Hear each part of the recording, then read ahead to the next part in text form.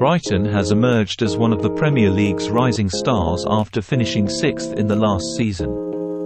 Under the guidance of Roberto De Zerbi, who succeeded Graham Potter, the Seagulls have undergone a remarkable transformation.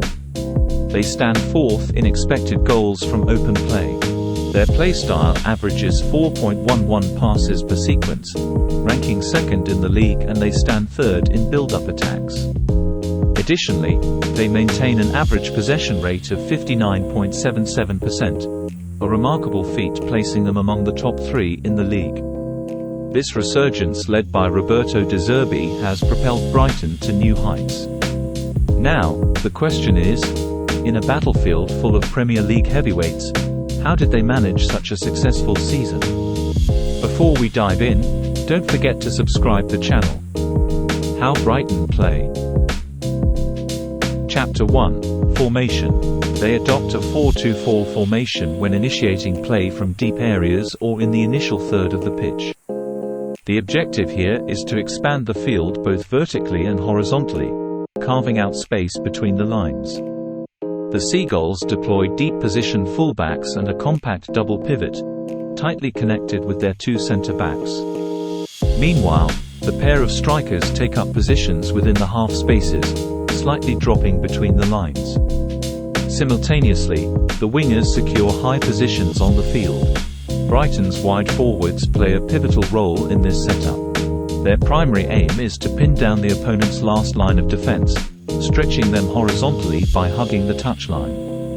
Notably, they possess the versatility to make diagonal runs inward, offering an option in behind the opposition's defensive line.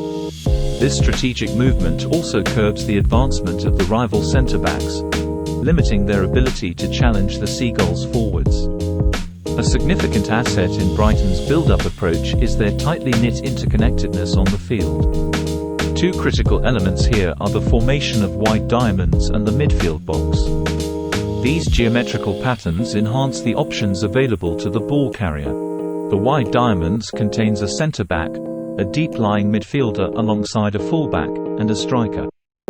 These formations offer the ball carrier a minimum of 3 viable passing avenues within close proximity.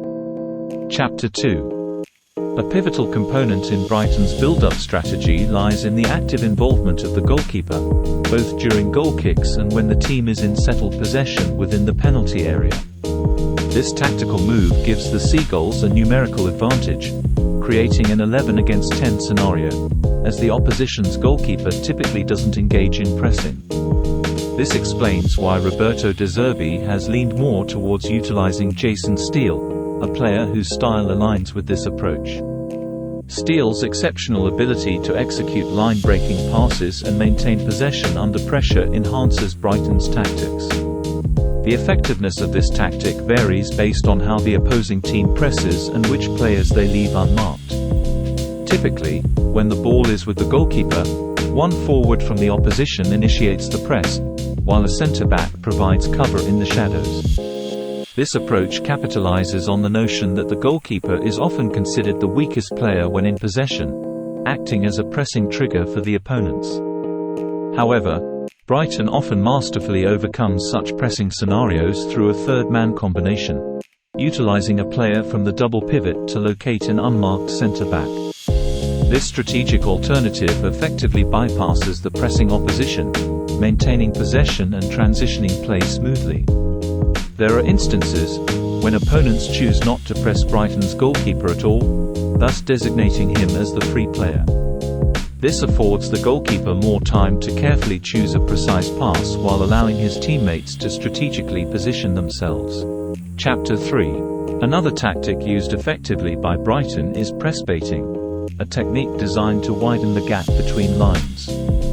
They tempt the opposition's initial lines of pressure to move forward, while simultaneously pinning back their defensive line. This strategic maneuver disrupts the defensive shape, minimizing vertical coverage, and creating openings. But what about when opposition doesn't take the bait and plays passively? Here comes in play De Zerbi's signature tactic, called provoking with the soul. If you were following Brighton's matches closely, you might have noticed a striking pattern. the defenders and the goalkeeper consistently placing their studs on the ball. What might seem like a casual observation carries a deeper purpose.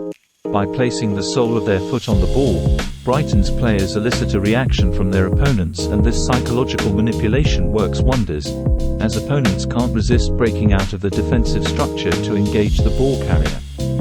When a player stands with the sole on the ball, they have the freedom to distribute the ball in any direction. Opponents can't predict the next pass and make a preemptive move to intercept it.